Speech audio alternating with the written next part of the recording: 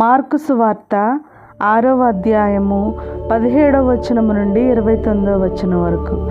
తన తమ్ముడగు ఫిలిప్పు భార్య హేరోదియ నిమిత్తము హేరోదు యోహానును పట్టి బంధించి చెరసాలలో పడవేసెను. ఏలయనా అతడు హేరోదియాను వివాహమాడి ఉండెను. అంతేకాక యోహాను, నీవు నీ సహోదరుని భార్యను వివాహమాడుట సరికాదు అని హేరోదును హెచ్చరించుచుండెను. హేరోదియ యోహానుపై పగబట్టి అతనిని చంపదలచెను. కానీ ఆమెకు అది సాధ్యము కాకపోయెను.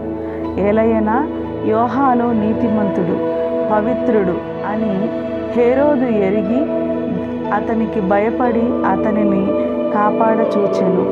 అతని హితోపదేశములకు హేరోదు కలత చెందినను వానిని ఆలకింప మనస్సు కలవాడై ఉండెను. తుదకు హేరోదియాకు ఒక చక్కని అవకాశము కలిగెను.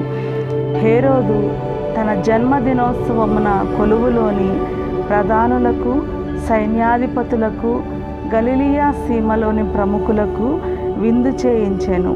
హేరోదియా కుమార్తె లోనికి వచ్చి హేరోదు ప్రభువునకు ఆయన అతిథులకు ప్రీతికరముగా నృత్యము చేసెను.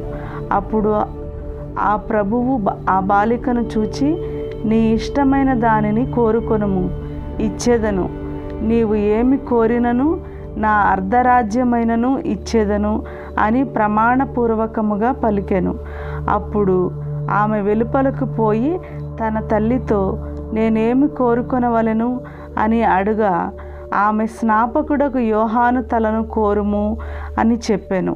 అంతటా ఆ బాలిక వేగముగా రాజు వద్దకు వచ్చి స్నాపకుడకు యోహాను శిరమును ఇప్పుడే ఒక పళ్ళెములో పెట్టి ఇప్పింపుము అని కోరెను. అందులకు రాజు మిగుల బాధపడెను. కానీ అతిథుల ఎదుట శపథము చేసినందున ఆమె కోరికను కాదనలేకపోయెను. కనుక అతడు, యోహాను తలను తీసుకొని రమ్ము అని వెంటనే ఒక తలారికి ఆజ్ఞాపించెను. వాడు అట్లే పోయి చెరసాలలో ఉన్న యోహాను తలను నరికి ఒక పళ్ళెములో పెట్టి ఆ బాలికకు ఇయ్యగా ఆమె తన తల్లికి ఇచ్చెను. ఈ సంఘటనను వినిన వెంటనే యోహాను శిష్యులు వచ్చి ఆ భౌతిక దేహమును తీసుకొని పోయి సమాధి చేసిరి. ఇది క్రీస్తుని సువిశేషము. క్రీస్తువా, మీకు స్తుతి కలుగునుగాక.